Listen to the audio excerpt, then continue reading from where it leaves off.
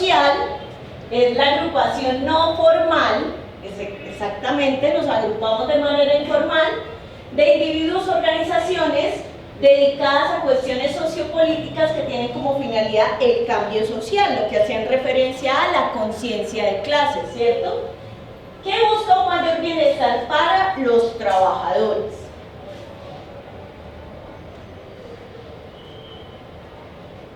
Ahora, el sindicato sí es una organización formal de trabajadores que representan colectivamente los intereses de la clase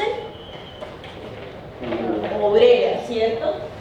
Es la asociación de trabajadores cuyo objetivo es la defensa de los intereses profesionales, económicos y laborales de un colectivo, ¿cierto? De un grupo que tiene un común denominador.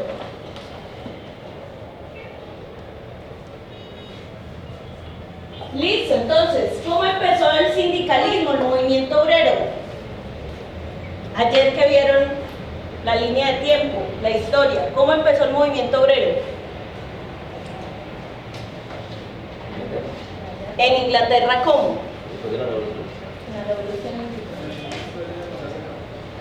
¿La revolución industrial qué? Ah, haciendo trampa, muy bien. Listo, entonces, efectivamente, el movimiento obrero inicia con la revolución industrial, la democracia moderna, etc. Viene la Revolución Francesa, donde se reconocieron los derechos a la clase obrera, ¿cierto? Para 1929 surgieron las primeras cooperativas a nivel mundial, que son las organizaciones de economía solidaria, donde los trabajadores se organizaron, ¿no? Como las primeras estructuras sindicales que existieron, porque los trabajadores empezaron a organizar en defensa de sus derechos, ¿cierto? Entonces se agruparon por unos intereses comunes y constituyeron las primeras cooperativas. Listo. Las primeras organizaciones de clase obrera surgieron en 1830, unas uniones de comercio que surgieron por Inglaterra. Luego surge la Asociación Nacional para la Protección del Trabajo en Francia y fue la primera que se organizó contra las condiciones de explotación, y eso fueron en unas fábricas de Lyon. Entonces ahí se empezaron a organizar los trabajadores y conforman esa primera asociación. Luego en 1833 se conforma la Carta del Pueblo. ¿Quién sabe qué es eso de la Carta del Pueblo? O los cartineses que les llamaban. ¿Ayer no lo vieron? No. Entonces la Carta del Pueblo fue un movimiento social, un movimiento obrero que hubo en Inglaterra y fueron los primeros que pelearon por el voto universal y el voto secreto. Entonces se organizaron, pelearon contra el Estado para obtener el derecho al voto, a elegir y a ser elegido, ¿cierto? Eso fue un movimiento que no duró mucho, surge en 1836 y va y dura hasta 1848. Duró 12 años, pero obtenieron o tuvieron ganancias tales como el derecho al voto, ¿cierto? Muy bien. En el 48 nacen movimientos revolucionarios en Inglaterra y en Francia que exigían la protección de los intereses de los trabajadores y luchaban por el derecho al trabajo y al trabajo digno. En 1850 se extiende el movimiento sindical y crearon sindicatos en Portugal, en Bélgica y en Alemania. En 1864, en Londres, se creó la Asociación Internacional de Trabajadores. Y en Francia se reconoció el derecho a la huelga para ese mismo año, en 1864. Luego, en el 66, se formaron las TUC en Inglaterra, que era como el Congreso de la Unión de Trabajadores, el Congreso de la Unión, eso traduce el Congreso de la Unión de Oficios, pero era el Congreso de la Unión de Trabajadores. Se crea en el 66 en Inglaterra y fue la primera asociación que recibió el título de sindicato, la primera asociación. Y en el 71 surge la Comuna de París. ¿Qué es eso de la Comuna de París? Ayer nos tuve que haber contado la Comuna de París. No, hasta por allá. Mira, que tratamos más como de la historia de Colombia. Ah, sí, la historia del movimiento sindical colombiano. ¿Qué es lo que más tratamos? Ah, ok, listo. Entonces ahora me cuentan esa. 1810. La Comuna de París fue un movimiento insurgente que nace en Francia y fue como la primera revuelta donde se juntaron trabajadores, estudiantes, campesinos, cada uno o cada estructura, cada organización, cada clase obrera, etcétera, con una lucha particular donde lograron mancomunar esfuerzos y tumbar al Estado en Francia. Fue una revuelta en París, pero lograron adquirir derechos para los trabajadores, derechos para los campesinos, derechos para los estudiantes. Fue como la primera gran huelga a nivel mundial que se presentó, la Comuna de París.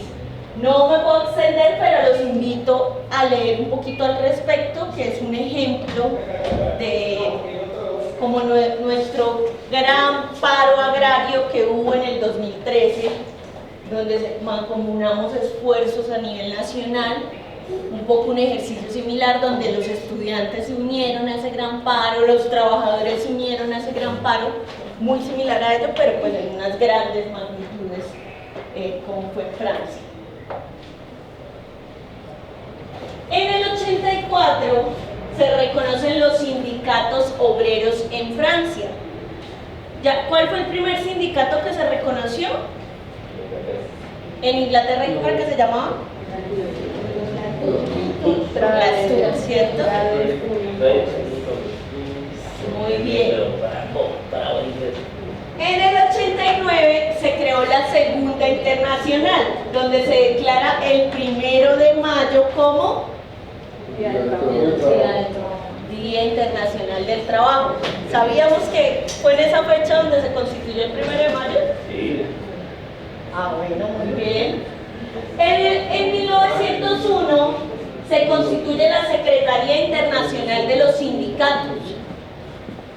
En el 17 fue la Revolución Rusa y se creó el primer Estado obrero en 1917. Y en el 19 se fundó la OIT, la Organización Internacional del Trabajo. Muy bien.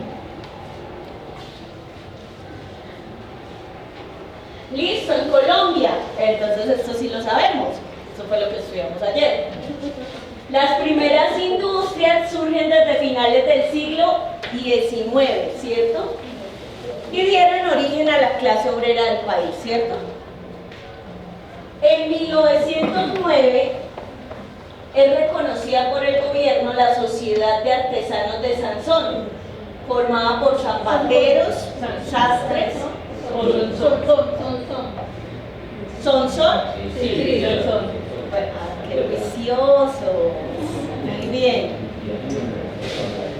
Luego se destacó el Sindicato Central Obrero y su organización inicial fue de carácter artesanal y mutualista. ¿Y qué es eso del mutualismo? Entre todos ellos ayudaban. Que se ayudan entre todos. ¿Cierto? ¿Y cómo nacen las mutuales? ¿Qué es eso de las mutuales? ¿Qué diferencia tiene una mutual de un sindicato, una mutual de una cooperativa? ¿Qué es eso de las mutuales o cómo surgen? Las mutuales son como un ahorro mutuo, donde ahí todos los miembros tienen beneficios. un ahorro. Bueno, en las cooperativas yo también ahorro y todos tenemos beneficios, ¿sí? Luego hace parte de las organizaciones de economía solidaria, ¿cierto? Pero de todas esas organizaciones de economía solidaria y de todo el tipo de asociaciones que conocemos y de las que pertenecemos hoy en día, la mutual es como la que primero surge. Y la mutual nace inicialmente tiene un carácter religioso. Entonces, ¿por qué las mutuales surgen? Porque los sacerdotes las constituían en los pueblos para que la gente se ayudara cuando había calamidades, cuando habían muertos a los que no les podían pagar su funeral o a los que no tenían formas de comprarles un cajón o lo que fuera. Los sacerdotes promovían las mutuales para que la gente pusiera un dinero.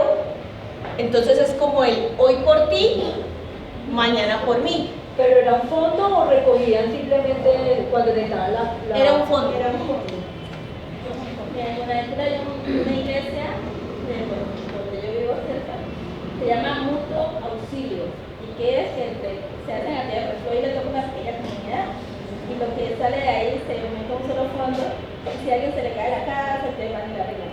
Como algo así. Eso es una mutual, exactamente. Pero entonces su carácter, cuando nacen las mutuales, tienen un carácter religioso inicialmente. Trabajo decente y digno. El acceso al empleo en condiciones de libertad, entre ellas la que acabamos de mencionar, la libertad sindical, el derecho a organizarme, a sindicalizarme.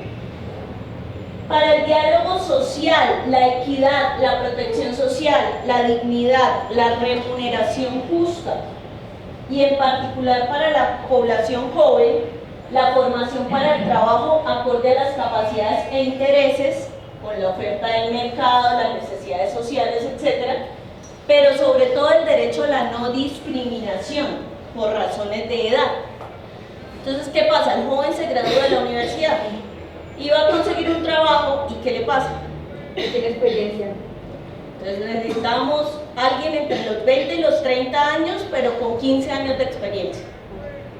Entonces cuando por fin logra pasar las 200 pruebas que le toca presentar, no lo va a vincular el Banco de la República, sino la cooperativa tal, ¿cierto?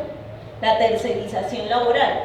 Como las empresas formalmente se desligan de las responsabilidades que tienen directamente con sus empleados, el pago de parafiscales, el pago de pensión, el pago de primas, de cesantías, etc. Y buscan a un tercero para cubrir esas responsabilidades. De tal forma que además me estoy librando de que se me vinculen al sindicato. Entonces usted en la calle puede decir que trabaja para Famisanar, pero no está contratado por Famisanar. ¿Cierto? ¿Qué experiencias han visto o han vivido o conocen al respecto? El Banco Bogotá. El Banco Bogotá contrata por el manejo de sus oficinas de centros de pago con la empresa de aquí que se llama Reval, y a su vez Reval contrata con cooperativas de trabajo. O sea, esta empresa es una tercerización de la tercerización porque son dos intermediarios entre el banco y el empleado. Y el empleado finalmente trabaja para el banco porque lleva el nombre del banco, pero tiene dos intermediarios entre el empleado, o sea, entre la empresa y el empleado. Y el empleado. Y sus beneficios se reducen a la máxima expresión, ¿cierto? Entonces, particularmente con los jóvenes trabajadores vemos que en el movimiento sindical hay una brecha generacional también, ¿cierto? Evitando que crezcan, ¿cierto? Que se vincule más gente. Esa es la más fácil incluso, porque no es el patrón peleando con el trabajador para la garantía de derechos, sino más bien les daña el caminado, evitando que entre más gente al sindicato, haciendo que firmen esas tales cartas de aceptación de no afiliación, los tales pactos, etc. Y en el peor de los casos, pues, tercerizando a los trabajadores. Y la otra posibilidad que se presenta es el hecho de que se vinculen jóvenes a las empresas. Acá yo veo muchas caras jóvenes por fortuna, pero también vemos que se vinculan jóvenes y con ese temor a la persecución, a la posibilidad que me echen, pelados de 20 años ya con hijos y apenas conseguí mi primer trabajo, y si me vinculo al sindicato me echan, me persiguen, no puedo. Y el peor de todos los escenarios es el no me interesa. No, que venga, que afilies al sindicato. Ay, no, eso no me interesa. Como cuando uno estaba en la universidad y uno tropeleaba en la universidad, ¿no? Entonces uno iba y cerraba la universidad y los chinos le decían a uno, ahora lo que mi mamá me mandó a estudiar, a mí no me interesa si hay bienestar universitario, a mí no me interesa si hay aulas, si hay docentes, mi mamá me mandó a estudiar. Entonces yo lo que vine acá fue a estudiar. Entonces nos enfrentamos con muchachos, muchachas, que yo vine a trabajar. A mí me pagan por, oiga, pero les están pagando mal, nos están explotando, estamos en condiciones bajas. Yo vine a trabajar, no quiero.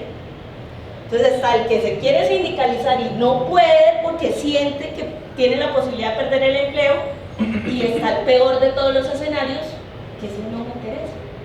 Entonces como esos chicos que uno se encuentra hoy en día, que desafortunadamente con todo este tema del internet, del acceso pues a tanta información, que terminan diciendo, ay no, a mí eso de la política no me gusta, a mí eso no me interesa. Bueno, pero es que nadie vive en la copa de un árbol, y aquí todos tenemos que usar transporte público, y acá todos de una u otra forma pagamos impuestos, hacemos mercado, pagamos recibos, etc. Pues de alguna manera nos perjudica lo que pasa en el sistema, ¿cierto?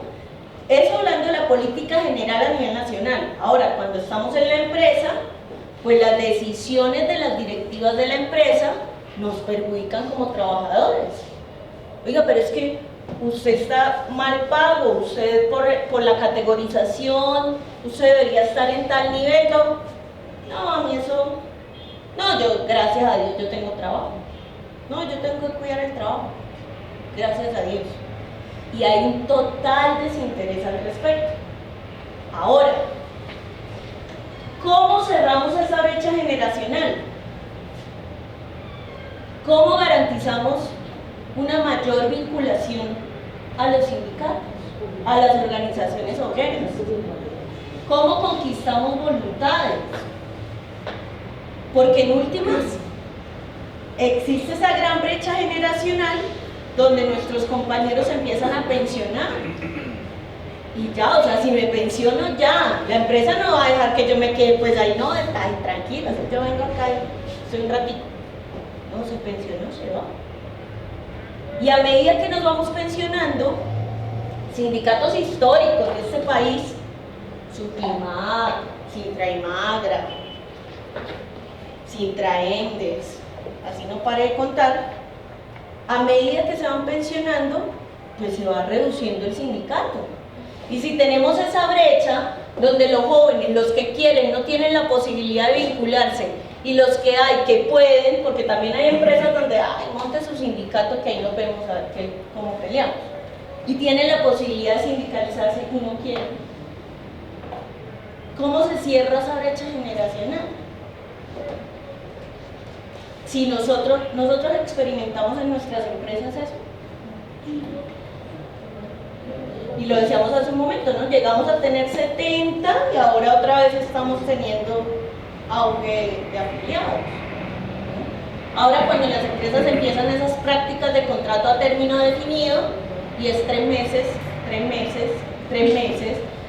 Yo duré trabajando en una empresa 2 años y medio, no sé cuántos contratos tuve, pero todos eran a 3 meses. Todos eran a 3 meses. Entonces cada 3 meses uno está con la angustia, ¿será que la van a renovar? Entonces yo me tengo que preocupar por mí, porque pues lamentablemente nosotros los trabajadores pues nos mueven por sí, y los que tenemos responsabilidades pues más, que todos tenemos responsabilidades en últimas. Entonces uno, sí, la lucha obrera es muy importante y todo, pero ¿será que me van a renovar? ¿Y qué tal me van por ahí tropeleando y este va a ser problema, entonces más bien no la renovemos? y la empresa tiene un contrato a 3 meses contigo, tiene todo el derecho de decir, no, esto ya cumplió la tarea, gracias. Entonces, con esas nuevas formas de contratación, ¿cómo garantizamos nosotros la sostenibilidad en el tiempo de nuestras organizaciones sindicales? ¿Cómo nosotros conquistamos voluntades de esos jóvenes trabajadores, emprendedores? Que también es importante porque nosotros tenemos compañeros y compañeras muy buenas que llevan 30, 40 años en el sindicato, pero también a veces nos enfrascamos en las mismas prácticas sindicales y no avanzamos de ahí. En el peor de los casos, tenemos compañeros y compañeras en un estado de confort. Tengo mi permiso sindical, tengo tal prima, eso lo peleamos en tal pliego, tal. ¿Ya? No, pero mire que es que hay otras formas, están pasando otras situaciones, pero estamos atrincherados en lo que pasó hace 20 años en la empresa. Y hay sindicatos que están inertes, no se mueven, porque los que ocupan las juntas directivas en esos sindicatos son compañeros que llevan 30 años afiliados al sindicato. Entonces las formas no cambian, las formas son las mismas. ¿Ven? ¿Y cómo garantizamos también? ¿Ven? Porque es que lo que no podemos permitir es la burocratización de nuestros sindicatos. ¿Ven? Entonces que la junta directiva es la misma junta de hace 50 años. Hasta que la compañera o el compañero no se pensione, nos vamos a quedar ahí con la junta. ¿Cómo hacer que esa brecha generacional se cierre y que haya ese relevo generacional en nuestros sindicatos, en las directivas de nuestros sindicatos? Que nosotros garanticemos la vinculación de esas y esos muchachos que están entrando en el movimiento obrero, que son nuevos trabajadores, que vienen con nuevas ideas, con nuevas ganas, pero lamentablemente, vuelvo y les pongo mi ejemplo, mi familia, mis hijos trabajaron en Bavaria, en el municipio donde viven, son pensionados hoy en día, y trabajaron en la misma empresa 20, 30 años, sindicalizados ellos. Yo no he tenido la oportunidad, yo soy de Sintra ONGs, porque he tenido la oportunidad de trabajar con ONGs, pero no he tenido la oportunidad de vincularme a una empresa formalmente porque en ninguna me han dado las garantías. ¿Cómo hacemos? Nosotros en estos ejercicios además tenemos que pensárnosla de cómo vamos a conquistar voluntades y cómo vamos a hacer ese relevo generacional que garantice la sostenibilidad en el tiempo del sindicato, porque muchos sindicatos también han desaparecido por sustracción de materia. Se acabó el sindicato porque no era afiliado. En Coca-Cola en Bucaramanga había como 4 sindicatos y 2 de ellos desaparecieron por sustracción de materia, por amenazas del patrón, por posible terminación del contrato, por negociaciones internas y por la falta de posibilidades de vinculación de nuevos trabajadores, modalidades de contratación. Entonces hablamos del sentido de pertenencia, ¿cierto? Entonces, nosotros las empresas hacen un ejercicio muy fuerte con nosotros. Colanta, por ejemplo. Entonces Colanta todo el tiempo está diciendo, esta no es la empresa de los dueños de Colanta, esta no es la empresa de los directivos de Colanta, esta es la empresa de todos. Entonces, trabaja porque es que esta empresa es tuya también. Entonces, ay, hoy te tocó quedarte una horita más. No importa, no es que la empresa es de todos. Y empiezan un ejercicio, las empresas y la empresa capitalista tiene la capacidad de hacer un lavado de cerebro que muchos trabajadores de empresas de ese tipo, de Colanta, de Postobón, de Coca-Cola, de Alpina, no consumen ni por error un producto de otra marca. Lo ven a uno, el que trabaja en Postobón, lo ve a uno tomando Coca-Cola y enloquece. ¿Usted por qué toma eso? ¿Usted por qué no sé qué? Tome los productos de mi empresa. Ah, ok, o sea, ¿cuántas regalías recibes mensuales de los excedentes y de la plusvalía de tu empresa? ¿Cuánto te pagan de más? No, pues mi salario, pero es que la empresa es de todos. Si la empresa no vende, la empresa no tiene cómo pagarme a mí el salario. Entonces yo necesito que la empresa funcione. Por eso acá todos tenemos que consumir cola.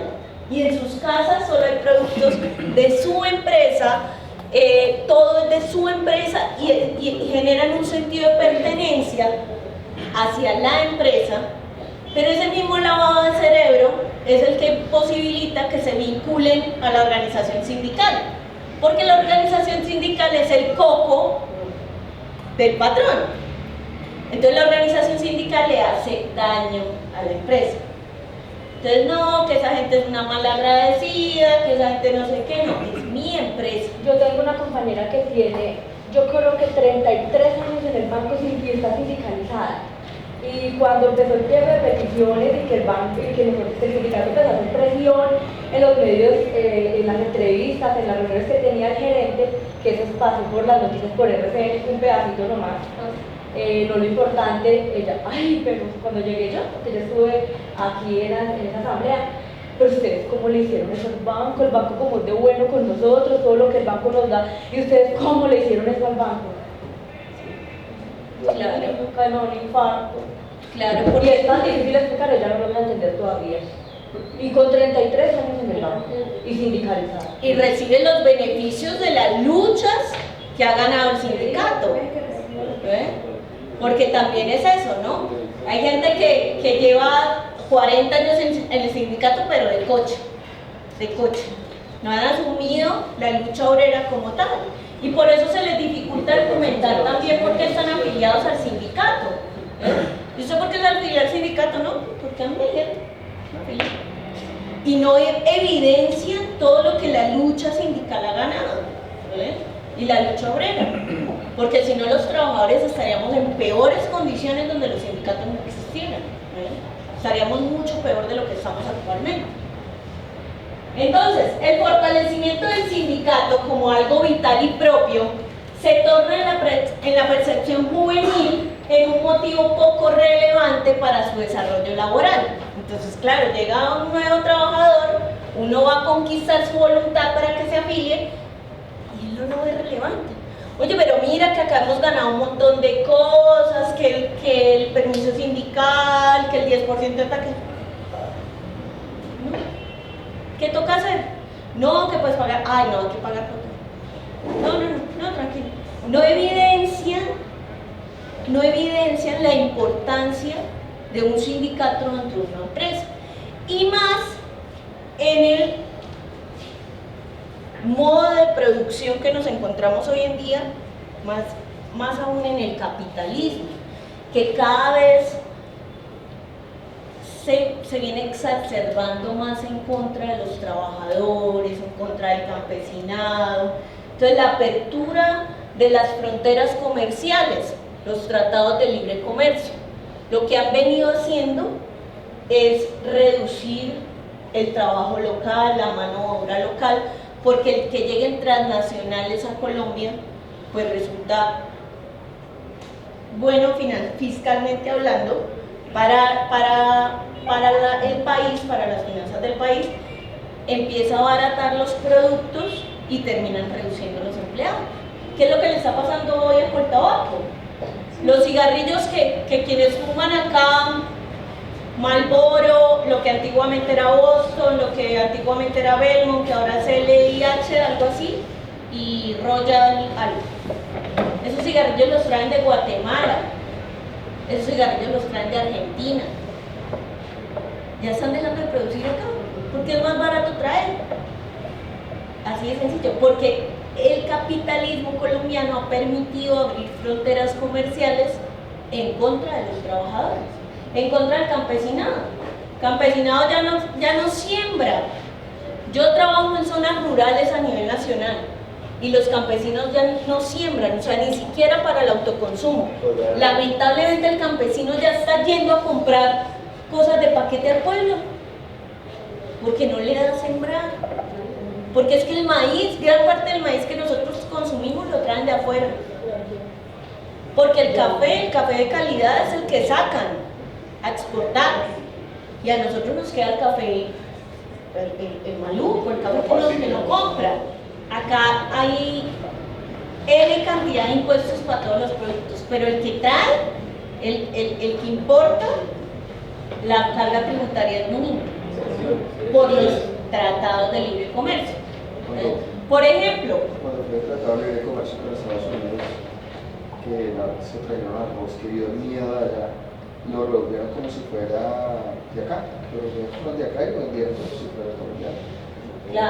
Claro, y además que nosotros a veces no nos preocupamos por eso, el consumidor normal. Entonces ayer creo en la W hacían una encuesta como de, cuando usted compra un producto, ¿usted qué es lo primero que mira?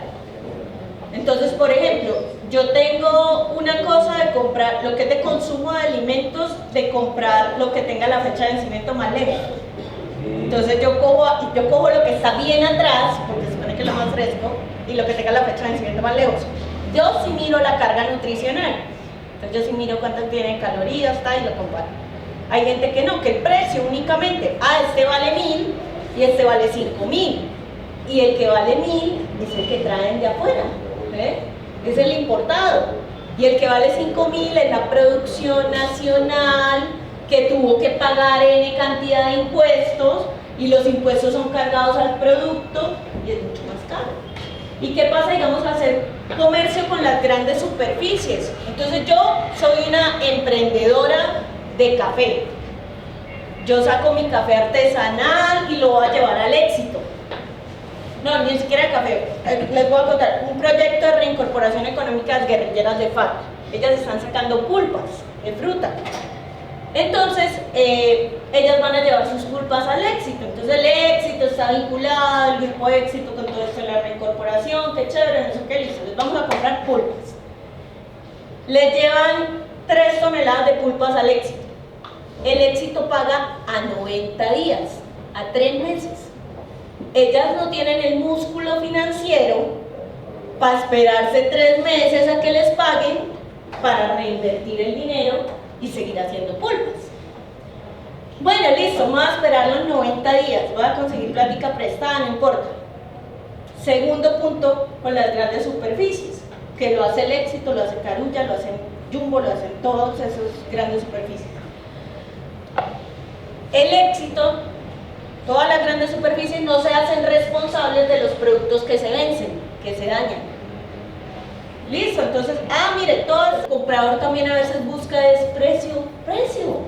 La señora normal que sale a hacer mercado, la que compra el mercado del día, entonces compra el sobrecito de café, compra la pesita de mantequilla, es precio. Y es muy difícil a nivel nacional competir con eso. Yo tengo una familiar que tenía una industria de confecciones de ropa de niña y le tocó cerrarla porque los chinos tienen inundado este país, y el vestido que ella le vale hacerlo 30.000 pesos para venderlo en 50.000, aquí abajo en el Gran San, allá por los alrededores, lo consiguen 8.000 pesos. Entonces yo no puedo competir con eso, porque recuerden que Coltejer hace un par de años tuvo que hacer cese de labores y tuvo que tener en recesión a sus trabajadores durante un tiempo porque no había cómo pagarles. Porque es que competir con los chinos, o sea, los chinos no es que, vamos a llevar 10 bultos de vestidos. Los chinos traen a Colombia containers que ellos es a paladas, y es como un container de cosas chinas. En todas 5.000, ya venden ropa a 5.000, ropa por montón a 5.000. Yo soy una también de las que cuando compro cosas, textiles, almohadas, cobijas, yo en realidad, yo compro lo que dice hecho en Colombia. Digo, puede ser un poquito más caro, pero también tengo garantías de que me dura un poquito más. Porque lo chino que uno compra, acá hay una cantidad de negocios chinos, una cosa absurda. Por toda la séptima uno se puede encontrar fácilmente unos 10 negocios de cosas chinas. Y eso es demasiado barato, claro. Entonces acá entran dos cosas a jugar. El tema de la apertura comercial, ¿cierto? La apertura comercial, que lo que antes podíamos tener a 10 trabajadores, ahora solo necesito a 1, ¿cierto? Todo más barato, reduce el empleo nacional, reduce las posibilidades, no hay capacidad, no hay posibilidad de emprendimiento para los jóvenes, para las familias, etc. Pero también hay otro factor muy importante que juega en este país, que es todo el tema del lavado de dinero, ¿no? Entonces en Bucaramanga, por ejemplo, en Bucaramanga, yo soy santanderiana, y en Bucaramanga el tema de los zapatos está en furor, ¿no? O sea, es una industria zapatera. La gente va a comprar zapatos a Bucaramanga. Pero Bucaramanga no produce nada más. Nada más. Bucaramanga no tiene industria, Bucaramanga no tiene agro. Bucaramanga se sostiene del turismo estudiantil, porque la UIS tiene 26.000 estudiantes. Entonces llega gente a nivel nacional que le pagan estadía, comida, que compra ropa. Entonces el comercio que gira alrededor del turismo estudiantil y la zapatería, no tiene más. Pero es una ciudad que mueve mucha plata, es una ciudad que lava mucha plata. Entonces hay centros comerciales que no le entra una mosca. No, yo creo que venden un par de zapatos por ahí cada 6 meses. Zapatos chinos, los que traen de afuera, Los AAA. de esos más o menos, pero es también el círculo de pongamos lo que sea para lavar recursos. Entonces, como todos esos indicadores y todas esas opciones y todo ese escenario y ese contexto que experimentamos a nivel nacional ha ayudado a ampliar esas brechas generacionales, que ha aumentado la informalidad de este país. Además, nosotros logramos tener el desempleo en un dígito, ¿cierto? Entre el cierre del primer periodo de Santos y el segundo periodo de Santos, ahí alcanzó a estar el desempleo en 9%, más o menos. Pero ustedes sí saben cómo se calcula ese porcentaje de desempleo por el DANE. Hoy escucharon que colocar un impuesto a los informes. Sí. Pero esto no solamente con los de la calle, son la gente que no tiene trabajo, que vende por WhatsApp, que vende por Instagram. Entonces, eso es del Plan Nacional de Desarrollo, que es lo que nos comentamos ahí. exactamente. Entonces miren cómo se calcula. Entonces, ¿cómo se calcula el desempleo en Colombia? Entonces, en Colombia, para yo entrar a ¿en cuánto está el desempleo? No sé si lo menos. Está en el 11 año. Pero sí es un buen dato. Yo creo que nosotros, más que todos, debemos de estar informados con esas cifras. Entonces, para calcular, mientras buscamos el dato exacto, para calcular ese 11% a nivel nacional, lo que hace el DANE es, como él no tiene la capacidad de estar consultando constantemente, el DANE lo que le dice es, si usted lleva más de 24 meses continuos sin empleo, entra a ese 11%. Entonces yo me quedé hoy sin trabajo y duro año y medio sin trabajo. En ese año y medio yo no entro a la cifra de desempleo.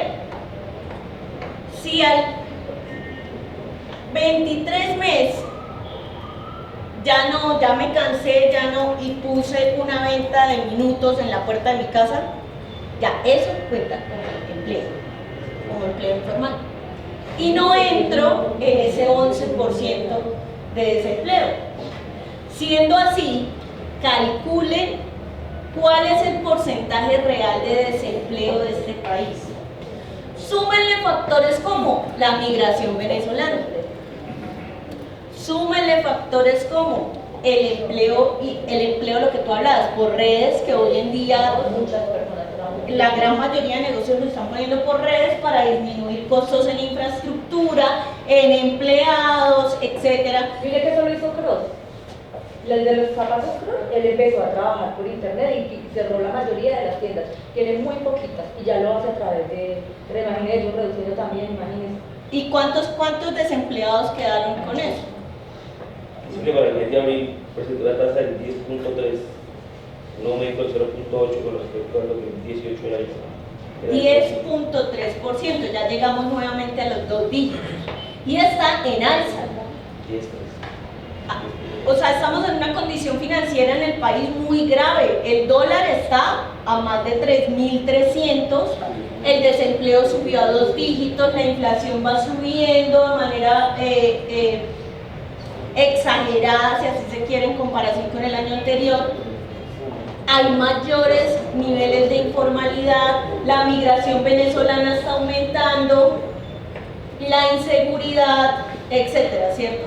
Entonces también, porque acá también lo que queremos llamar a reflexionar es que si bien nosotros acá estamos reunidos como sindicalistas, lo decía yo hace un momento, pues no es simplemente yo como trabajadora en X o Y sindicato.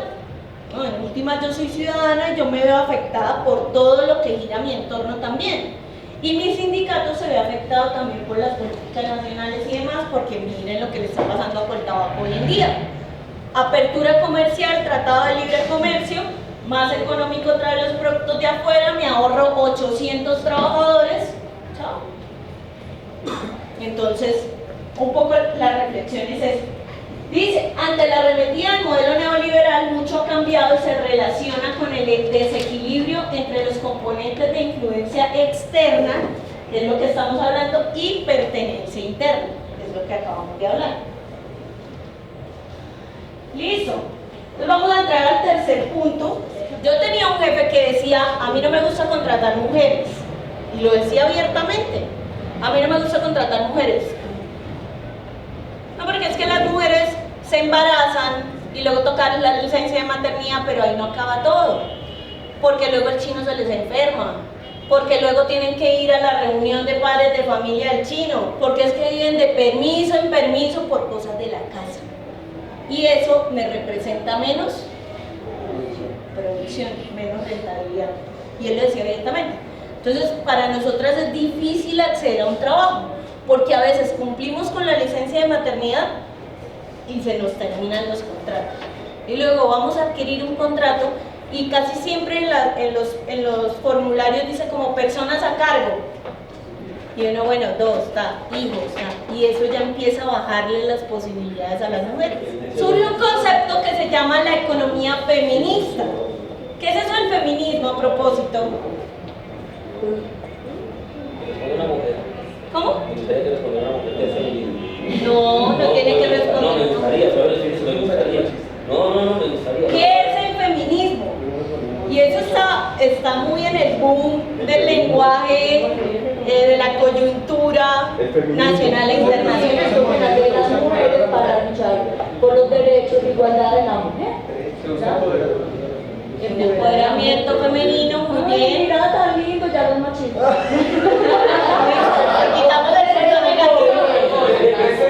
Muy bien, esas son características culturales, ¿no? Porque eso se vive mucho en nuestro país. Uno en otros países no ve cosas de ese tipo, pero sí son características culturales. Digamos, acá en Colombia somos muy regionalistas. Entonces acá los paisas, que le digan los paisas son supremamente regionalistas, e incluso con el tema laboral. Vaya uno, llegue de Santanderiano a buscar trabajo en una empresa paisa, no va a pasar ni por accidente. Los paisas son supremamente regionalistas. ¿No es así, Gato? Entonces, nosotros acá somos muy regionalistas, pero pasan esas cosas, hay un tema de rivalidad, etcétera, muy bien. Pero hablando acá exclusivamente del concepto de economía feminista, entonces partimos de una doble premisa. Entonces, que existe una relación dinámica entre el ámbito productivo y reproductivo. Entonces, le hemos asignado el rol históricamente, el rol productivo, ¿a quién? A la mujer. No, el rol productivo al hombre y el rol reproductivo a la mujer, ¿cierto? Y existe una división sexual del trabajo. Entonces estos trabajos solo lo pueden hacer los hombres. Entonces, por ejemplo, los cajeros en los supermercados, hay hombres, pero principalmente son mujeres. Lo de las trabajadoras del hogar, puede haber hombres, yo no me he encontrado el primero, puede haber hombres, pero históricamente lo hacen las mujeres. Los taxistas, ¿qué son? La mayoría. La mayoría son mujeres, no, ¿cierto? Entonces, por las condiciones sexuales hay una división sexual del trabajo que así la labor sea aparentemente sencilla, la hacen o bien hombres o bien mujeres, ¿cierto? Además, lo masculino tiende a categorizarse como universal, ¿cierto? Acá hay un tema del lenguaje bueno, yo personalmente considero que la lucha de la equidad de género no se reduce al lenguaje. O sea, yo ya no cumplo con el ítem de enfoque de género y de inclusión cuando digo las y los. Ahí no se limita, ¿ven? Pero sí está universalizado el lenguaje. ¿Por qué? Porque, por ejemplo, cuando se habló en las sociedades del pleno empleo, hablábamos del pleno empleo para los hombres. Otrora cuando las mujeres solo asumían roles de tareas del hogar. Y cuando hablamos del sufragio universal, del derecho al voto, ¿cómo fue para obtener el derecho al voto? Inicialmente los únicos que pudieron votar fueron los hombres. Fue a partir de una lucha histórica donde las mujeres pudimos empezar al sufragio. Y que fue la mujer del presidente, la primera mujer que votó, pero era un presidente de esa época. Exactamente. Que siempre la mujer es más votos. Exactamente. Ahora, digamos en las condiciones políticas, ¿no?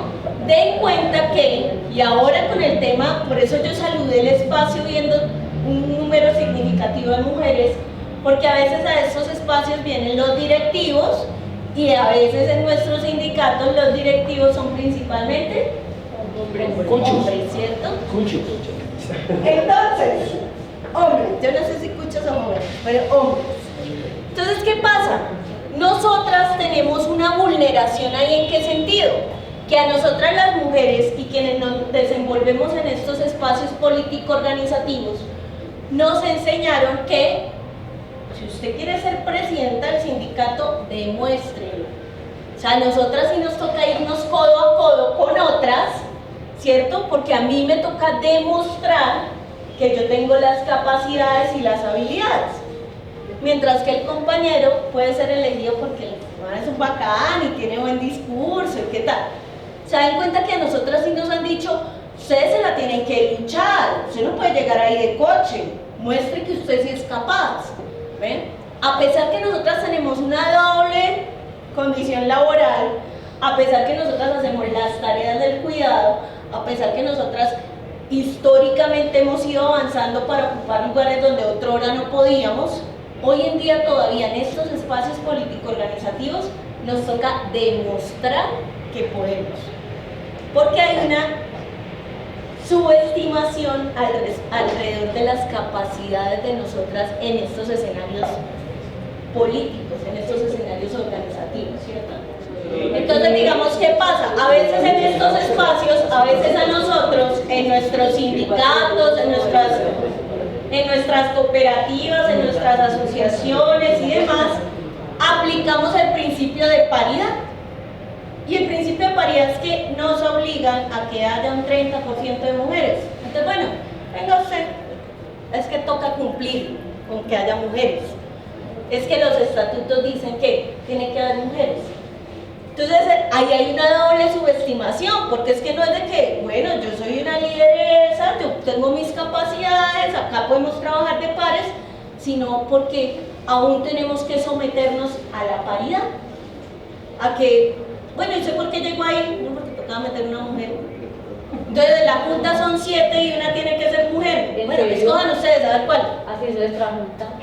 Así está nuestra junta en este momento. Escojan ustedes a ver cuál van a poner Y ahí. porque entre las mujeres tampoco nos apoyamos. También es cierto. A mí se tira muy duro, sí. Eso es cierto. Listo, entonces dice la importancia del cuidado como elemento básico para la construcción de una sociedad más justa. De ahí la importancia y la necesidad que su organización social ocupe un privilegiado espacio en el debate y en el accionar político. ¿Qué pasa? Nosotros en realidad no destacamos las tareas del cuidado. ¿Cuáles son las tareas del cuidado? Lo que decía Joana ahorita, la alimentación, somos enfermeras, somos profesoras.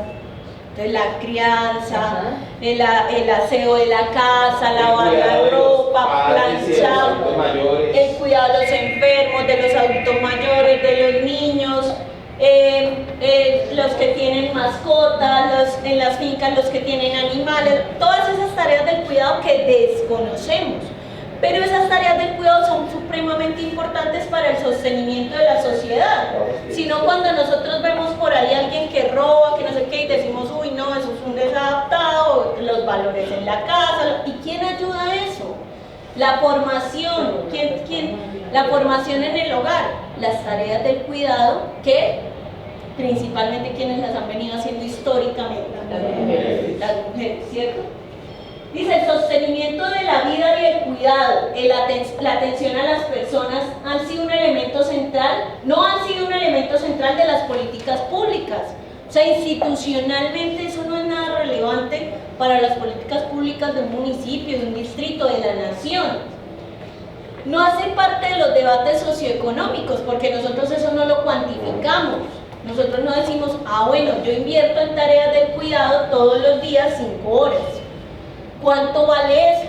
No porque me las paguen, pero sí como la fortuna que tiene la compañera de distribuir con mi compañero las tareas del cuidado. O como lo hace el compañero con su compañera, distribuyen las tareas del cuidado. Entonces no nos preguntamos de manera colectiva cómo se hacen las tareas del cuidado, quién las hace y cómo las hace, ¿cierto? Entonces miren, actualmente la economía del cuidado se ocupa en un lugar importante en el país, ahora incluso está cuantificada. Entonces, según la ley 1413 de 2010, la economía del cuidado hace referencia al trabajo no remunerado que se realiza en el hogar, de fundamental importancia económica en una sociedad. ¿Cuánto en serio nos valdría? O sea, nosotros no cuantificamos. Entonces, ¿cuánto nos valdría mandar a hacer todas esas tareas del cuidado? ¿Cierto? Esta medición, como una cuenta satélite del sistema de cuentas nacionales, nosotros entramos al DANE y encontramos las cifras. Esto permite visibilizar la relación de la economía del cuidado y el resto de la economía, observando la distribución de tiempos, trabajos, consumos e ingresos utilizados en una u otra actividad.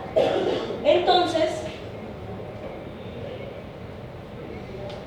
existen diferentes entornos en los cuales se desenvuelve la mujer a partir de indicadores de contextos. Entonces no es lo mismo las mujeres y las tareas que desarrollamos dependiendo de la clase geográfica, de la región, del tipo de hogar, del nivel educativo, de las tareas que realicen por fuera, etc.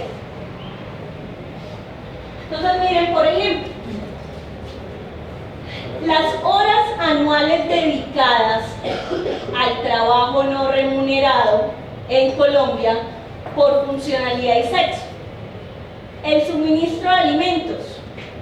Los hombres dedicaron en el 2017 1.675.000 horas al suministro de alimentos, mientras que las mujeres dedicamos 11.184.000 horas a nivel nacional.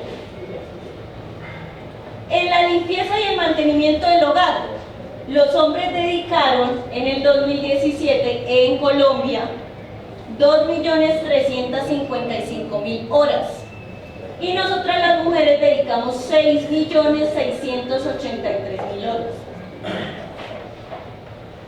En el cuidado y apoyo a personas, los hombres dedicaron 1.479.000 y las mujeres dedicamos 4.741.000. Si vemos la estructura, porcentual, ¿cómo cambia? Las mujeres acá con el suministro de alimentos dedicamos un 87% del total de horas que los colombianos y colombianas le dedicamos a las tareas del cuidado. Acá un 88% al mantenimiento del vestuario, un 73% al hogar, 53% a compras, 76% al cuidado de apoyo y trabajo voluntario 73%. Es decir que casi en un 80% para el año 2017 nosotras las mujeres nos cargamos con un mayor número de tiempo de horas en tareas del cuidado. Entonces, el 2012 frente al 2013, nosotras las mujeres en el 2012 dedicamos un 34.9% al suministro de alimentos. 5 años después dedicamos un 35.2%.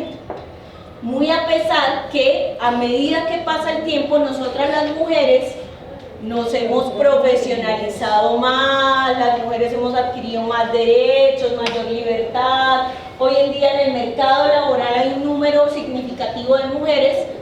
Muy a pesar de eso, en este lapso de 5 años, por el contrario, incrementó las horas dedicadas a las tareas como el suministro de alimentos por parte de las mujeres. Porque las tareas del hogar, por más de que yo me vaya a trabajar todos los días en una oficina y demás, yo no me desligo de eso. Entonces, por ejemplo, en mi casa, mi mamá es una de las que a mis hermanos no los deja hacer nada, que porque llegan de visita, y ellas con el concepto es que si yo no lo hago queda mal hecho. Entonces, no lave los platos, porque es que no queda bien hecho. Entonces, yo crecí en un hogar machista, yo soy la única mujer y la menor de 3 hijos, y yo siempre viví con el por qué ellos sí y yo no, porque soy mujer. Siempre fue así, porque ellos sí y yo no, porque soy mujer, porque ellos sí y yo no, porque soy mujer. Efectivamente, yo me paro en mi casa, voy a visitar a mi mamá, me voy a su cocina y lavo los platos y ella a mí nunca me ha dicho no, que eso queda mal hecho, pero es que yo soy mujer, entonces queda bien hecho, porque yo soy mujer. Entonces, todas esas situaciones multiplican históricamente. ¿Ven? Entonces yo en mi casa no puedo ver una cuchara sucia, entonces me dejan ahí las cosas y yo termino lavándolas a las 10, 11 de la noche, porque es un tema infundado también. Entonces, ya sé por qué mi mujer es así. ¿ven? Pero hay que reconocerle en este tema de la economía del cuidado, es un concepto nuevo para muchos de nosotros, pero es un concepto sobre el cual se viene estudiando a nivel nacional, porque no es en últimas páguenos por la doble jornada, sino reconozcan que hay una doble jornada laboral, reconozcan que hay una economía del cuidado que nosotras las mujeres nos hemos cargado a cuestas de manera histórica, y cómo entonces en nuestros hogares, con nuestros hermanos, con nuestros compañeros, con nuestros hijos, nos distribuimos las tareas del cuidado. Porque miren cuantitativamente cómo es esa brecha. Nosotras las mujeres nos estamos cargando casi el 90% de las tareas del cuidado. ¿Y qué pasa? Las políticas públicas, efectivamente, el distrito y demás, dicen que dan garantías. Entonces le dicen a la mujer, nosotros le damos garantías del cuidado de su hijo. Entonces usted puede llevar a un CDI, que es un centro de atención infantil, a su chinito de 4 añitos, para que usted se pueda ir a trabajar y a desarrollarse como una mujer empoderada. Sí. Pero ella vive en Ciudad Bolívar y el CDI queda en Usaquén. Entonces a ella le toca para llevar al chino, porque no lo puede dejar solo, es un niño de 4 años, no lo puede dejar solo en su casa, tiene que salir a trabajar. Pues le toca salir de su casa a las 4 de la mañana para ir a dejar a su hijo en el CDI para llegar a su trabajo a las 8 de la mañana. Y de vuelta es lo mismo. Entonces las garantías que da la institucionalidad no son reales alrededor de la realidad concreta, porque es que además acá históricamente se ha legislado desde el escritorio, entonces no hay una contextualización de las realidades y las necesidades, en este caso de las mujeres, alrededor de la economía del cuidado y cómo ayudamos a sopesar eso. Carolina, esas garantías nos las debe dar el Estado y por medio de las empresas en que trabajamos, o solamente el Estado, porque me está hablando de los centros de atención para menores, pero cuando en una ciudad no hay centro de cuidado y yo soy la que me tengo que hacer cargo de ir a las reuniones del colegio de mi hijo, yo soy la que me toque ya la cita médica, porque no cuento con nadie más que lo haga y ya luego pedir permiso en el trabajo es un problema para que se lo den a uno, o no, o muchas veces uno no va a las reuniones de su hijo, o compenso pagando horas de más. Entonces, acá está hablando específicamente de políticas públicas y de la obligación del Estado, porque es obligación del Estado. Pero muchas empresas, y ha hecho incluso parte de las luchas y de las ganancias obreras, que garanticen espacios de cuidado para los hijos de las trabajadoras. Centros de cuidado, centros de atención y los tiempos, los horarios. Entonces, disponibilidad, flexibilidad horaria para las mamás, madres, cabeza de hogar, etc. Pero eso hace parte de la lucha obrera, no es obligación de la empresa de entrada. Eso hace parte de lo que luchen los trabajadores por acá. Pero en mi caso, yo soy madre soltera, yo soy huérfana y estoy a cargo de mi abuela porque mi padre murieron. Mi abuela tiene 81 años y tiene cáncer. Un día pedí un permiso a mi jefa porque mi abuela se puso mal para llevarla al médico y ella me lo obligó. Y yo trabajo en un área cultural y había un usuario, el amigo mío, desde antes de afiliarse a la biblioteca, y yo le pedí el favor de que me fuera a llevar a mi abuela al médico. Y a mí me hacen un disciplinario por eso, que porque estaba dando información del banco de que porque no me dieron permiso, y a mí me estaban haciendo un disciplinario por eso. O sea, en vez de apoyarme lo distraje. No, y eso hace parte de esto. Eso hace parte de las tareas del cuidado que no son reconocidas ni por la institucionalidad y en este caso ni por el empleador. Entonces, jurídicamente eso tiene que tener un proceso. Entonces, ¿cuál es lo que consiste la ley 14.3 del 2003? Reconocer que existen tareas de cuidado. Ah, bueno, ya reconocieron, ahorita Sí. falta ya siga el otro paciente. Exactamente, porque mire, decimos, en Colombia existen programas y servicios que si bien sí son imprescindibles para reducir la carga del cuidado, a menudo resultan ineficientes o insuficientes, no siempre garantizan el acceso a quien lo necesita y no siempre se adecuan a las condiciones de quien accede a ello, lo que les decía del CDI. Muchas veces las mamás, y por eso pasan muchas de las cosas que pasan, prefieren dejar en serio a sus hijos bajo llave que ir a llevarlos hasta donde les dieron el cupo del CDI porque no tienen Y eso que cuenta posibilidad. por CDI, porque así es que no. Exactamente. Listo, entonces, las nuevas masculinidades. ¿Qué es eso de las nuevas masculinidades? Y creo que por tiempo voy a cerrar con eso. ¿Qué es eso de las nuevas masculinidades? Ahí no se alcanza a ver muy bien, pero como no tienen que verlo, porque sé que tienen el concepto clarísimo. Eso que no alcanza a ver. ¿Qué es eso de las nuevas masculinidades? Menos mal no alcanzan a ver. ¿Cuántos masculinos hay? Los hombres que hacen las labores que las mujeres también se pueden hacer. Los hombres que desarrollan las labores que las mujeres hacen en la casa. Entonces, por ejemplo, acá tenemos al compañero, un ejemplo de nuevas masculinidades, el compañero de la compañera. Dice, nuevas masculinidades se puede entender como un movimiento de hombres que aboga por la igualdad entre mujeres y hombres en todos los aspectos de la vida, que lucha por eliminar cualquier forma de violencia, en particular contra los grupos vulnerables como niñas, niños, mujeres, ancianos, ancianas y personas en discapacidad, indígenas o afrodescendientes. Dice, negarte a hacer acciones que atenten contra tu integridad, salud o vida no te hace menos hombre. Tener como jefa a una mujer y que reconozca sus capacidades no te hace menos hombre. Expresar tus emociones no te hace menos hombre. Portarte tierno y sensible con tus seres queridos y con otras personas no te hace menos hombre. Ser responsable en la crianza, el cuidado y educación de tus hijos e hijas no te hace menos hombre y sí mejor padre. Las tareas domésticas no te hacen menos hombre. educar con igualdad y sin estereotipos, porque el compromiso de los hombres con la igualdad de género genera grandes beneficios para ellos mismos, las mujeres y sus familias. A medida que estamos incursionando, adentrándonos en el tema de la economía del cuidado, en ese concepto, en garantizar que el concepto lo implementemos en nuestras vidas, en nuestros hogares, paralelo a ello tenemos que hacer el ejercicio de las nuevas masculinidades. De las nuevas masculinidades, que es eliminar las condiciones machistas desde nuestros hogares, porque los experimentamos en el trabajo, en el Transmilenio, en el sistema de transporte público, en el supermercado, en la empresa.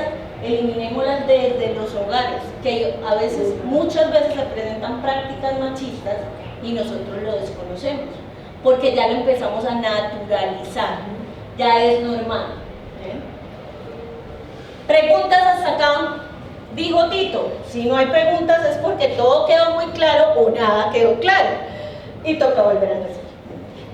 Entonces los escucho, preguntas, comentarios, opiniones.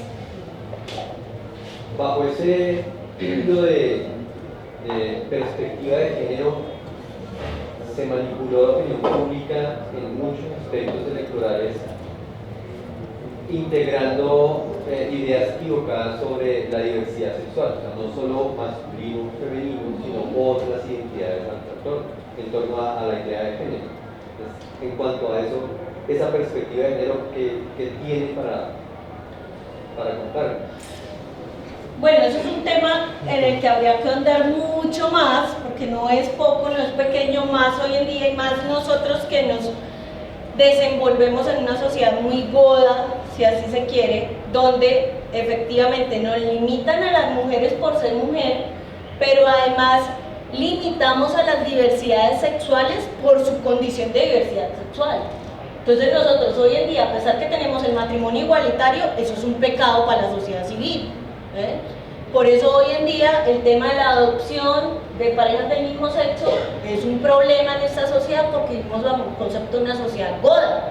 Entonces, así como vulneramos los derechos en temas laborales para mujeres, así mismo pasa con las diversidades sexuales, e incluso es mucho más fuerte, porque no, las condiciones, ahí sí hombres y mujeres somos los mismos para atacar las diversidades, porque el catolicismo y las diversas religiones juegan ahí un papel muy importante negativo, que es el infundir que eso está mal, que eso no es de Dios, que eso es pecado, que eso es una enfermedad, que eso no sé qué, y las diversidades sexuales son triplemente vulneradas, y eso nos da para otra charla adicional, porque es cierto, pero igual aplica lo mismo de la economía del cuidado, etcétera, con esta situación.